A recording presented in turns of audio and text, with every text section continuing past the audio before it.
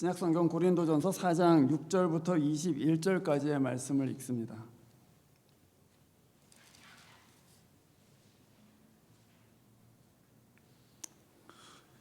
(4장 6절부터 21절까지의 말씀 제가 읽습니다.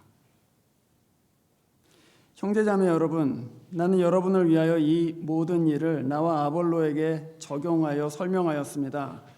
그것은 기록된 말씀의 범위를 벗어나지 말라는 격언의 뜻을 여러분이 우리에게서 배워서 어느 한 편을 편들어 다른 편을 얕보면서 뽐내지 않도록 하려는 것입니다. 누가 그대를 별다르게 보아줍니까? 그대가 가지고 있는 것 가운데에서 받아서 가지지 않은 것이 무엇이 있습니까? 모두가 받은 것이라면 왜 받지 않은 것처럼 자랑합니까? 여러분은 벌써 배가 불렀습니다. 벌써 부자가 되었습니다. 우리를 제쳐놓고 왕이나 된 듯이 행세하였습니다. 여러분이 진정 왕처럼 되었으면 좋겠습니다. 그렇게 하여 우리도 여러분과 함께 왕노릇하게 되면 좋겠습니다. 내가 생각하기에 하나님께서는 사도들인 우리를 마치 사형수처럼 세상에서 가장 보잘것없는 사람들로 내놓으셨습니다. 우리는 세계와 천사들과 사람들에게 구경거리가 된 것입니다. 우리는 그리스도 때문에 어리석은 사람이 되었지만 여러분은 그리스도 안에서 지혜 있는 사람이 되었습니다. 우리는 약하나 여러분은 강합니다. 여러분은 영광을 누리고 있으나 우리는 천대를 받고 있습니다. 우리는 바로 이 시각까지도 줄이고 목마르고 헐벗고 얻어맞고 정처 없이 떠돌아다닙니다. 우리는 우리 손으로 일을 하면서 고된 노동을 합니다. 우리는 욕을 먹으면 도리어 축복하여 주고 박해를 받으면 참고 비방을 받으면 좋은 말로 응답합니다. 우리는 이 세상의 쓰레기처럼 되고 이제까지 만물의 찌꺼기처럼 되었습니다.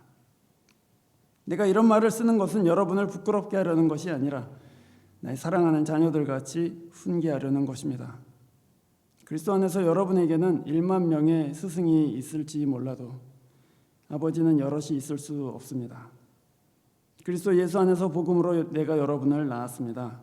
그러므로 나는 여러분에게 권합니다. 여러분은 나를 본받는 사람이 되십시오. 이 일 때문에 나는 디모데를 여러분에게 보냈습니다. 그는 주님 안에서 얻은 나의 사랑하는 신실한 아들입니다. 그는 그리스도 예수 안에서 행하는 나의 생활 방식을 여러분에게 되새겨 줄 것입니다. 어디에서나 모든 교회에서 내가 가르치는 그대로 말입니다. 그런데 여러분 가운데에는 내가 여러분에게로 가지 못하리라고 생각하여 교만해진 사람들이 더러 있습니다. 주님께서 허락하시면 내가 속히 여러분에게 가서 그 교만해진 사람들의 말이 아니라 능력을 알아보겠습니다. 하나님의 나라는 말에 있지 아니하고 능력에 있습니다. 여러분은 무엇을 원합니까? 내가 채찍을 들고 여러분에게로 가는 것이 좋겠습니까? 그렇지 않으면 사랑과 온유한 마음을 가지고 가는 것이 좋겠습니까? 아멘. 기도하겠습니다.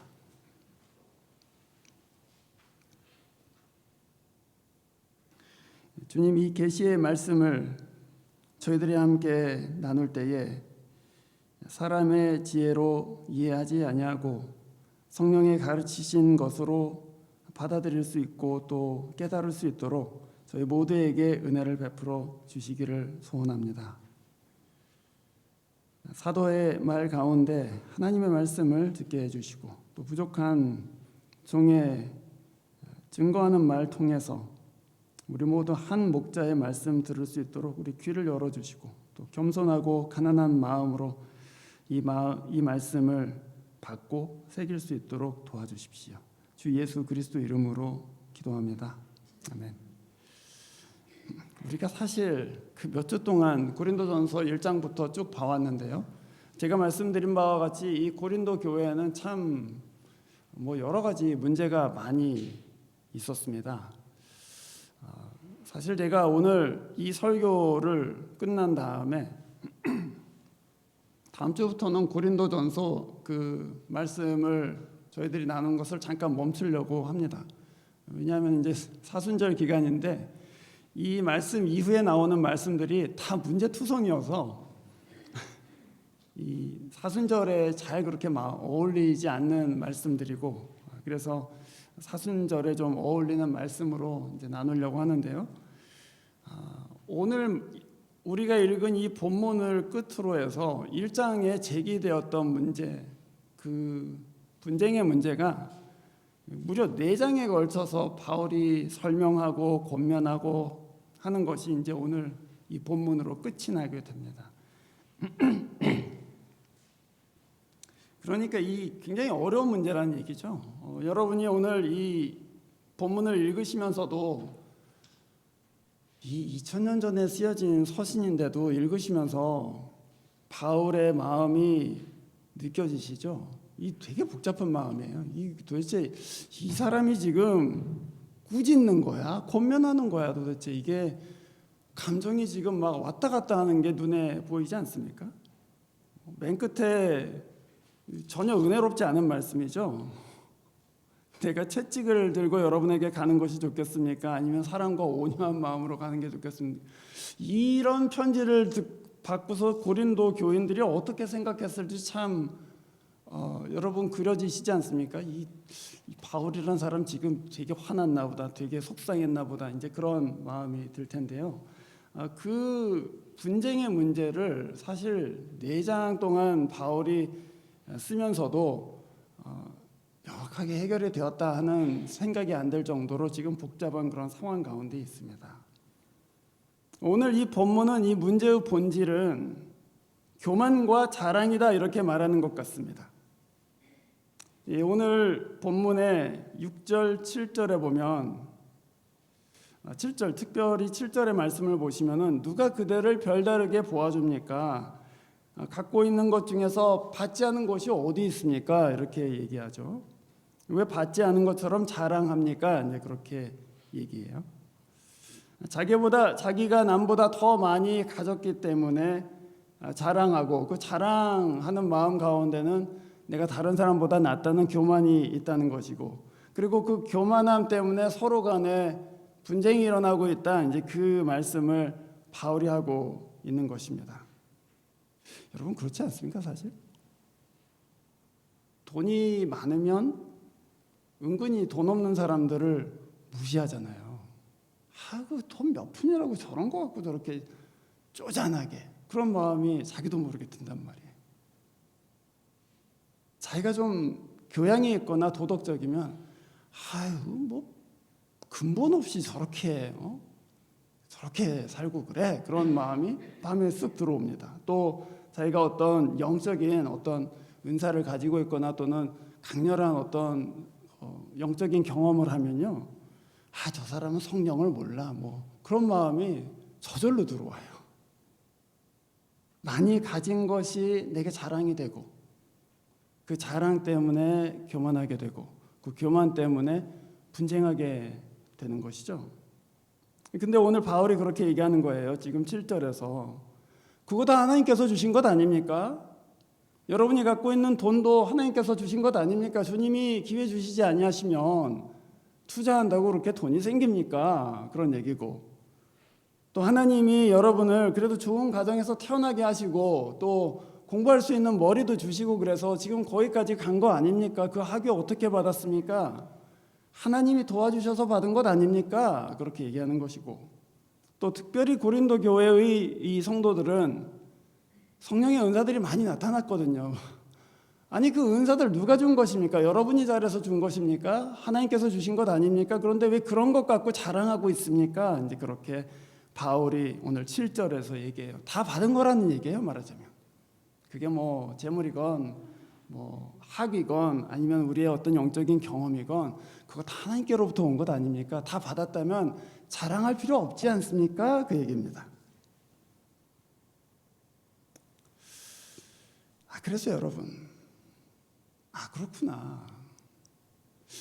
내가 이래서 내가 가졌다고 생각할 것이 아니고 하나님이 주셨구나라고 생각하면 그거 무엇을 가지고 있든지 간에 주님을 자랑할 수 있게 되지 않겠습니까? 그래서 고린도후서 10장 17절에 누구든지 자랑하려거든 주 안에서 자랑할지니라 그렇게 얘기했어요. 주 안에서 자랑한다. 그 무슨 얘기입니까? 주님이 주셨다. 주님이 기회도 주셨고 주님이 여건도 허락해 주셨고 주님이 나를 긍휼히 여기셔서 그렇게 해 주신 것이다 라고 그 모든 영광을 주님께 돌린다는 것입니다. 내가 열심히 해서 했지, 그렇게 생각할 수 있어요. 그러나 여러분, 조금 눈을 크게 떠보세요. 내가 한 것만 생각하지 마시고 나를 이 학교에 붙여주신 분이 누구신가, 또는 그 전에 나를 공부할 수 있는 그래도 괜찮은 가정에 태어나게 하신 분은 누구신가 생각해 보면 그 하나님께서 다 주신 것이구나. 그것이 무엇이건 우리가 갖고 있는 것 전체를 하나님께서 주신 것이다 라고 자랑하시라, 이 말씀입니다. 그러면 겸손한 마음으로 함께 주님을 높일 수 있지 않겠습니까? 그거를 부러워하거나 또는 그 없는 사람을 무시하거나 할 것이 아니고 다 하나님께서 주셨구나. 그래서 네가 갖고 있는 것, 또 내가 다른 사람보다 더 많이 누리고 있는 것들 전체를 다 하나님께 영광을 돌리고 있다면 그 교회는 분쟁할 문제가 별로 없어요. 사실은 그 얘기입니다. 예수를 자랑해야지 비로소 예수 안에서 하나가 된다, 그 얘기죠. 여러분, 그래서 가진 것 때문에 가지지 못한 사람을 무시하는 마음이 혹시라도 좀 가볍게 보는 마음이 드시거든, 내가 이러면 안 되지, 내가 이 마음을 가지면 안 되지, 하나님께서 나에게 주신 것을 어떻게 내가 내 손으로 했다고 생각하고 무시할까, 그렇게 다시금 돌아가고 하시면 좋겠습니다. 오늘 이 본문에서 8절에서 이렇게 얘기합니다. 여러분, 벌써 배가 불렀습니다. 벌써 부자가 되었습니다. 우리를 제쳐놓고 왕이나 된 듯이 행세하고 있습니다. 여러분, 이 진정 왕처럼 되었으면 좋겠습니다. 그래서 우리도 여러분과 함께 왕노릇 하게 됐으면 좋겠습니다. 여러분, 이 말씀이 좀 비꼬는 것 같이 들리시죠? 진짜 배불러서 지금 왕노릇 하고 있구만, 이렇게 들리시죠? 그런데 사실 비꼬는 말이 아닙니다. 여기서 왕노릇 한다는 말은 부정적인 의미가 아니라 사실은 굉장히 긍정적인 의미입니다. 바울은 지금 우리는 결국 왕처럼 될 거예요, 우리는 하나님께서 우리에게 약속하신 대로 온 세상을 다스리는 자가 될 것입니다 라는 그 종말론적인 비전을 갖고 지금 이 얘기를 하고 있어요. 맞습니다. 여러분, 저희들과 같이 그리스도께서 오시면은 함께 왕노릇 할 것입니다, 그 얘기예요. 그러나 지금은 아닙니다, 그 얘기죠. 여기 바울이 그렇게 얘기했잖아요. 우리를 제켜놓고 왕이나 된 듯이 행세하고 있습니다. 하나님의 나라, 오늘 본문 맨 끝에 나오는 20절에 하나님의 나라는 말에 있지 아니하고 능력에 있습니다, 그렇게 얘기했는데, 바울은 가는 곳마다 예수 그리스도처럼 하나님의 나라를 증거했습니다. 그런데 우리가 하나님의 나라를 얘기할 때에 그 나라는 예수 안에서 이미 왔지만 아직 완전하게 이루어지지는 않았다, 그렇게 알고 있습니다. 그러니까 하나님의 나라가 이미 와 아직 그 사이 긴장 가운데 있어요. 이미 시작됐어요. 그리스도께서 부활하심으로 그 나라는 이미 이 땅 가운데 시작되었습니다. 그러나 아직 완성되어 있지는 않죠. 우리는 그 긴장 가운데 살고 있어요. 시작된 하나님의 나라를 맛보면서도 그 나라가 완전하게 드러나지는 않았기 때문에 아직 부족하고 아직 깨어져 있고 아직 완전하지 않은 그런 상태 가운데 있습니다. 그래서 물론 예수께서 다시 오시면 우리가 왕노릇 하겠지만 지금 왕노릇 할 수는 없는 것이죠. 오히려 바울은 이렇게 얘기합니다. 9절 말씀에 내가 생각하기에 하나님께서는 사도들인 우리를 마치 사형수처럼 세상에서 가장 보잘것없는 사람들로 내놓으셨다. 그러면서 이렇게 얘기해요. 세계와 천사들과 사람들에게 구경거리 됐다, 그렇게 얘기합니다. 고린도 교인들은 왕노릇하고 있고 그 교회에 복음을 전한 사도들은 세상의 구경거리가 되어 있다, 그 얘기죠. 그래서 이 고린도 교인들한테 당신들 뭐 하는 거야? 라고 꾸짖으려는 것이 아니고 그렇게 될 거예요. 우리 다 하나님의 나라에서 왕처럼 그렇게 또 다스리는 자로 그렇게 회복될 것입니다만은 그러나 지금은 아직 그럴 때가 아니지 않습니까? 그 얘기예요. 오히려 10절에서 바울은 이렇게 얘기합니다. 우리는 그리스도 때문에 어리석은 사람이 되었고 여러분은 그리스도 안에서 지혜로운 사람이 되었습니다. 다 그리스도 때문이라고 하잖아요. 그렇죠? 바울은 나는 그리스도 때문에 바보가 됐습니다. 이렇게 얘기하고 근데 여러분은 그리스도 안에서 지혜로운 사람이 되었습니다. 이 지금 부끄럽자고 하는 말이 아니고 둘 다 맞는 말이에요. 우리가 예수 믿을 때 그 예수 안에서 참 지혜를 얻어요. 그래서 예수 안에서 지혜롭게 됐다는 말이 맞습니다. 우리가 예수 믿을 때 우리 연약한데도 불구하고 예수 안에서 강하게 되었다 하는 것이 맞아요. 근데 그 진리의 한쪽 면이에요. 예수를 믿고 약하던 사람이 강하게 되었고 세상에서 별 볼 일 없었던 사람들이 지혜롭게 된 것은 맞지만 그 동시에 그 예수 때문에 내가 지혜가 있으나 바보처럼 살 수 있고 내가 힘이 있지만 그 힘을 사용하지 않고 오히려 약한 사람처럼 섬길 수 있게 되었다, 그 얘기예요. 하나님의 나라, 그 나라가 왔으나 아직 이루어지지 않았다는 것은 신자들에게는 우리가 아직 왕처럼 배부르게 완전히 만족하면서 이 세상을 살 수는 없다는 윤리적인, 우리가 어떻게 살아야 될 것인가를 가르쳐주는 그런 어떤 사인포스트가 되는 것이죠.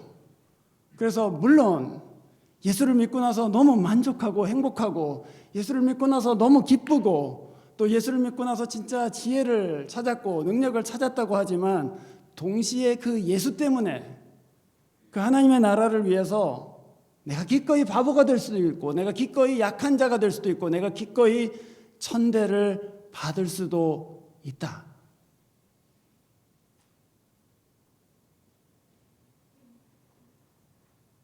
그것이 오늘 바울이 얘기하는 그리스도 안에서의 나의 길입니다.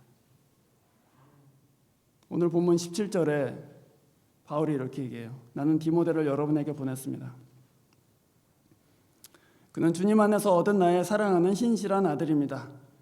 그는 그리스도 예수 안에서 행하는 나의 생활 방식을 여러분에게 되새겨 줄 것입니다. 이 복잡하게 번역되어 있지만 영어로는 원문으로는 아주 간단하게 되어 있습니다. My ways in Christ 이렇게 되어 있어요. 예수 안에서의 나의 길, 예수 안에서 발견한 나의 길, 그것을 디모데가 여러분에게 분명하게 드러낼 것입니다. 그 길이 뭡니까, 여러분? 그 길은 뭐냐면 지금 왕노릇하는 길이 아닙니다.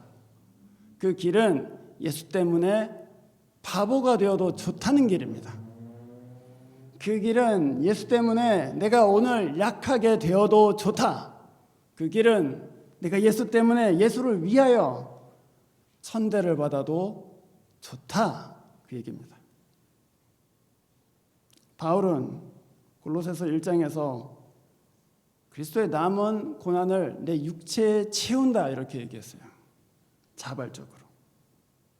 오늘 본문 13절에서 바울 또 이렇게 얘기합니다. 비방을 받으면 좋은 말로 응답하고 또 12절에서는 욕을 먹으면 도리어 축복하여 주고 박해를 받으면 참고 비방을 받으면 오히려 좋은 말로 응답합니다. 왜 이렇게 살아? 바울이란 사람은 당대에 교육 많이 받은 사람입니다. 당대 최고의 그 유대 지도자 밑에서 가말리엘 밑에서 교육을 받았고 율법의 의로 흠이 없고 좋은 가문에서 태어났다고 자기가 그렇게 얘기했어요. 이렇게 살 이유가 없잖아요. 욕을 먹는데 좋은 말로 응답하고 축복하여 주고 박해를 받으면 참고 그냥 나 안 해 그러고서는 나 그냥 딴 거 하고 살 거야 하고 그냥 도망갈 수도 있고 또 다르게 살 수도 있을 텐데 이 길을 굳이 선택했다 그것입니다. 예수 안에서 발견한 my way. 그게 신자가 그리스도를 믿을 때 그 그리스도 안에서 발견하게 되는 그냥 그리스도의 길이 아니고 나의 길, 그거예요. 그것은 내가 지금 어느 시대에 살고 있는지를 깊이 이해하면서부터 시작됩니다. 내가 지금 하나님의 나라가 지금 왔으나 아직 완성되지 않은 시대에 살고 있다. 그리스도께서는 여전히 교회를 통하여 고난을 받으시고 그 고난을 통해서 여러 사람들이 복음 가운데로 오는 그 시대 가운데 내가 살고 있다 그 얘기예요. 자기가 본 예수의 길은 고난을 통해서 영광으로 들어가는 길이에요. 자기가 본 예수의 길은 그 고난을 통해서 구원 가운데로 나아가는 길이죠. 누군가의 구원을 위해서, 나의 구원이 아니라 내가 고난받음으로 누군가 예수께로 오게 하는 그 길을 예수 안에서 보았고 그것이 하나님의 나라의 길이다라는 것을 깨닫게 되었다는 얘기입니다. 그래서 바울이 그렇게 얘기하는 거예요. 예수 안에서 발견한 나의 길. 그러니 이 세상에서 마음껏 누릴 수 없다 그 얘기입니다. 뭐 고린도 교인들이 뭐 상당히 부자들이 있어갖고 뭐 왕처럼 살았다 그런 얘기가 아니고요. 우리는 이 세상에서 우리 맘대로 하면서 살 수 있는 그런 사람들은 이미 아닙니다 그 얘기예요.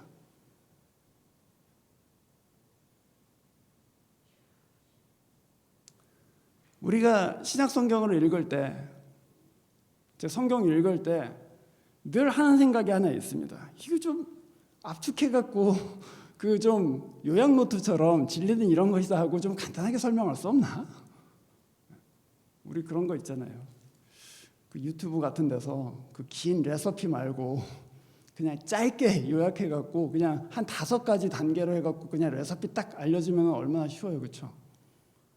이거 이 예수 믿는 길이 뭐 이렇게 복잡하냐? 이거 왜 이렇게 구약성경, 신약성경이 이렇게 많이 써놨냐? 그냥 아주 깔끔하게 정리해서 예수 믿는 길이 이렇고 뭐 예수 믿고 사는 길이 이렇다 하고 그냥 정리해주면 좋을 텐데 이상하게도 주저리 무슨 인생, 어떤 사람의 인생에 대해서 얘기하고 이 바울의 서신이라는 게 다 그렇습니다.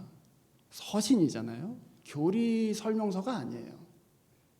어떤 회중한테 보내는 굉장히 감정이 많이 들어가 있는 서신이에요. 어떤 문제들과 씨름하고 울기도 하고 분노하기도 하고 권면하기도 하고 그런 바울의 말하자면 삶 그대로 녹아있는 서신을 우리들에게 성경으로 줬단 말이에요. 그 무슨 얘기입니까?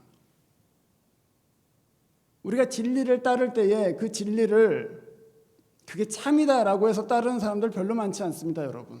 그 이해해서 따르는 사람들 별로 많지 않아요. 그 진리가 나를 사로잡는 거예요. 그 진리가 담긴 그 인격을 내가 사모하고 그 진리가 담겨 있는 그 삶을 내가 사모해야 했기 때문에 그걸 따라가는 것이죠. 청년의 때에 또 중년의 때에 성경 읽으면서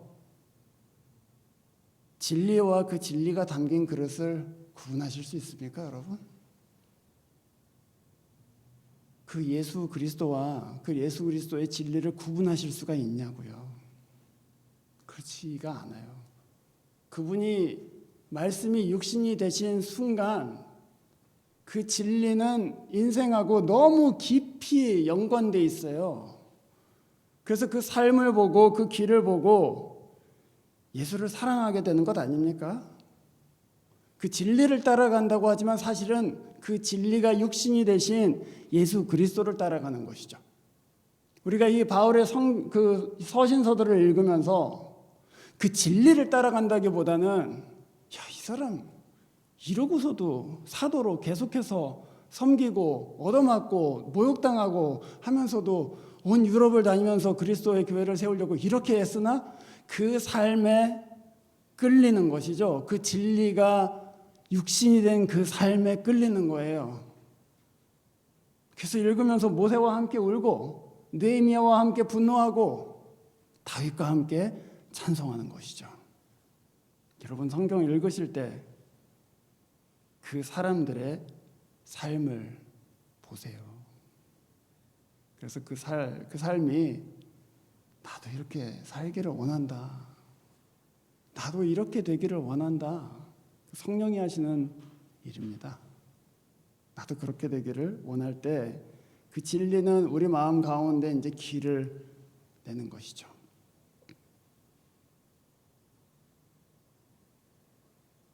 신자가 이 세상에서 마음껏 누리면서 살 수는 없다. 가르쳐서 그렇게 되는 것이 아닙니다. 이 사도 바울의 또 여러 사도들의 행적을 보면서 이 사람들은 그렇게 살지를 않았네. 그리고 그 삶을 사모하는 마음이 내 마음 안에 있기 때문에 나도 그렇게 살지 않을 거야. 나도 이 사도들처럼 살 거야 하는 그런 거룩한 열망이 우리들 가운데 일어나요. 그것이 성령의 귀한 은혜이죠. 하나님의 나라가 이미 왔으나 아직 완성되지는 않았습니다. 우리는 아직 왕처럼 마음대로 살 수는 없어요. 우리는 여기서 그리스도와 함께 고난받는 자리로 내려가기를 기뻐하는 사람들로 사는 것이죠. 바울은 오늘 본문 14절에서 제가 이 말을 쓰는 것은 여러분을 부끄럽게 하라는 것이 아닙니다. 이렇게 얘기했어요. 사실 그렇거든요. 이 말을 들은 고린도 교우들은 얼마나 부끄럽겠어요. 사실은 여러분은 배가 불렀습니다. 여러분은 우리를 제껴놓고 그냥 왕처럼 살고 있습니다 라고 얘기하면은 부끄러운 것이죠. 그러나 바울은 지금 여러분을 부끄럽게 하려고 하는 것이 아니고 아버지와 같이 가르치고자 하는 것입니다. 훈계하고자 하는 것입니다. 그렇게 얘기해요. 그러면서 예수 안에서 1만 스승이 있으나 아비는 많지 않습니다. 그렇게 얘기하고 있습니다. 스승은 말로 가르치는 사람이고 아버지는 자식 때문에 고난을 받는 사람입니다. 말로 가르치는 스승은 제자들이 말을 듣지 않거나 또는 제자들이 딴청을 피우면 뭐 그냥 제껴놓고 그러고 그냥 하는 게 스승이죠. 근데 스승이 오히려 그거를 넘어서 야, 너 그렇게 살면 안 된다 그러고 품어주려고 하고 그러면은 그 사람은 더 이상 스승이 아니라 마치 아버지처럼 되는 것이죠. 하나님이 예수님이 우리의 스승이 아닙니다. 그분은 우리를 위해서 기꺼이 고난을 감수하신 분이시기 때문에 그 아버지의 사랑을 우리에게 드러내신 분이시죠. 그래서 세상의 모든 종교가 좋은 가르침이 있어요, 여러분. 불교도 그렇고 이슬람교도 그렇고 가르침 아주 좋습니다. 사실 원수 사랑하라고 기독교만 얘기하는 것 아닙니다. 사실. 그러나 원수를 사랑하지 않고 또 증오에 가득 찬 백성들을 위해서 목숨을 주신 분은 그리스도밖에 없기 때문에 그 그리스도를 따라가는 것이죠. 스승과 아버지의 차이가 바로 그것 아니겠습니까? 오늘 바울이 그렇게 얘기하는 거예요. 고린도 교회 안에 말 많은 사람들 많이 있지만 내가 가면 그 말을 보는 것이 아니고 능력을 알아보겠습니다. 19절에 그렇게 얘기합니다. 무서운 얘기죠, 사실은. 내가 가면 그 사람들의 말을 들어볼 것이 아니고 그 말을 듣고 이단이네 아니네 뭐 이렇게 하는 것이 아니고 그 사람들의 능력을 알아보겠습니다. 그렇게 얘기했습니다. 그 능력이 무엇인가 하는 것이죠. 이 능력이 뭐냐 도대체. 그 능력은 어떤 고린도 교인들이 경험했던 영적인 무슨 은사라든지 그런 것을 의미하는 것이 아닙니다. 그 능력은 오히려 우리가 읽은 이 고린도 전서의 초반부에 나왔던 그리스도가 하나님의 능력이시고 또한 지혜이시다. 십자가에 달리신 그분이 바로 하나님의 지혜와 능력이 되신다. 그 얘기입니다. 그 능력은 자기를 부인하고 십자가를 지는 능력이죠. 여러분, 우리가 돈 있고 권세 있고 하면 못할 게 뭐가 있습니까, 사실? 할 수 있죠. 뭐 다 할 수 있습니다. 그렇지 않습니까? 돈으로 못하는 게 뭐 별로 많지 않아요. 사람의 마음도 돈으로 살 수 있습니다. 권력으로 누르면 복종하게 할 수 있습니다. 그러나 그것을 능력이라고 하는 게 아닙니다. 지금 내가 말을 보지 않고 능력을 보겠다 할 때 진짜 능력은, 우리가 예수 안에서 발견한 진짜 능력은 그 그리스도를 위해서, 또한 그 교회를 위해서 자기를 부인하는 능력, 바보가 되는 능력, 또 천대받아도 그 인내할 수 있는 능력, 그것을 얘기하는 것이죠. 그래서 오늘 본문 16절에 여러분은 나를 본받으십시오 그렇게 얘기했는데, 지금까지 한 말을 다 생각해 보면 아니 뭐 본받을 게 너무 험한 것들이잖아요. 박해를 당하면 참고, 모욕을 당하면 좋은 말로 얘기해주고, 또 욕을 먹으면 축복해주고, 맨날 얻어 터지고 그런 것뿐인데 무엇을 본받으라는 것인가? 그 그리스도를 위해서, 또한 그 교회를 위해서 바보가 될 수 있겠는가? 무시를 당해도 그것을 견딜 수 있겠는가? 그 능력을 얘기하는 것입니다. 바울에게는 사실 닮고 싶지 않은 것 투성이죠. 저렇게 살기는 싫다. 그런 마음이 우리 안에 드는 것이 사실은 자연스럽습니다. 그런데도 불구하고 바울이 나를 본받으라 할 때 그 바울의 가슴 안에 감추어진 것이 있어요. 그냥 자기가 고난당하는 것을 본받으라는 것이 아닙니다. 오늘 여러분이 갖고 계신 주보에 로마서 8장 18절의 말씀이 있습니다. 바울이 로마서 맨 그 중간에 가장 중요한 부분에서 이렇게 고백합니다. 현재 우리가 겪는 고난은 장차 우리에게 나타날 영광에 견주어 보면 아무것도 아니라고 나는 생각합니다. 그렇게 얘기해요. 현재 우리가 겪고 있는 이 고난은 장차 우리에게 나타날 영광, 그 영광은 뭐냐 하면은 고린도 교인들이 이미 들어간 거라고 얘기했던 그 영광입니다. 그리스도께서 오실 때 함께 다스릴 그 영광. 그 영광을 생각해 보니 오늘 우리가 겪는 이 고난은 나는 아무것도 아니라고 생각해요. 그 얘기죠. 그걸 본받는 겁니다. 그걸 생각해 보니 하나님이 장차 이 세대의 끝에 하나님의 나라를 완전히 이루게 하시고 구원자이신 예수 그리스도가 다시 오셔서 온 세상을 회복하셔서 우리를 높여주실 그 영광을 생각해 보니 오늘 여기서 내가 조금 고생하는 것, 오늘 여기서 내가 욕을 먹는 것, 오늘 내가 여기서 바보가 되는 것 괜찮다, 그 얘기입니다. 그것을 본받으라는 것이죠. 거기에 우리의 신자의 영광이 있지 않겠습니까? 이 세상과는 다르게 살 수 있는 능력은 바로 거기에 있습니다.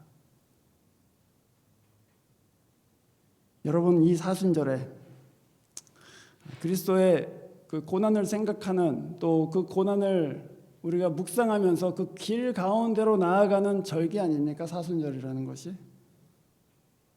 아마 여러분 각자 정하신 대로 성경을 읽으시는 분들도 계시고, 또 시편을 읽으시는 분들도 계시고, 기도의 시간을 정하신 분들도 계실 거라고 저는 믿습니다.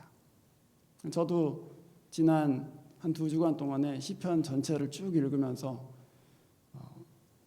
그런 사순절의 기간에 정해진 어떤 것들을 했습니다.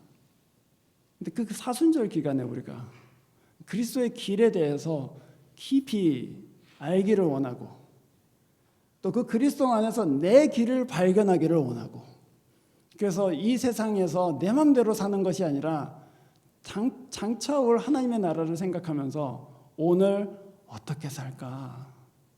남은 인생 어떻게 살아야 될까? 깊이 생각해 보시고 또 하나님 앞에 마음을 정하시는 시간이 되었으면 하는 것이 제 바람입니다. 해마다 사순절이 올 때마다 그냥 하던 금식을 하는 것이 아니라 이제 몇 년 남았다 그렇게 생각하면서 저는 한 20 몇 년 정도 남은 것 같아요. 함부로 말할 수는 없지만 그 시간을 예수의 길 위에 설 것인가 아니면은 그냥 내 이름으로 살 것인가, 그거 우리가 생각해 봐야 될 문제가 아니겠습니까? 그래서 오늘 그리스도를 본받는다는 것은 무엇인가? 또 오늘 바울이 얘기한 대로 나를 본받으라 할 때 그 사도를 본받는다는 것은 도대체 무엇을 의미하는가? 우리 계속해서 생각해 보고 또 이 사순절 기간에 하나님 앞에 우리의 마음을 믿음으로 정하는 그런 시간들이 되었으면 합니다. 기도하겠습니다.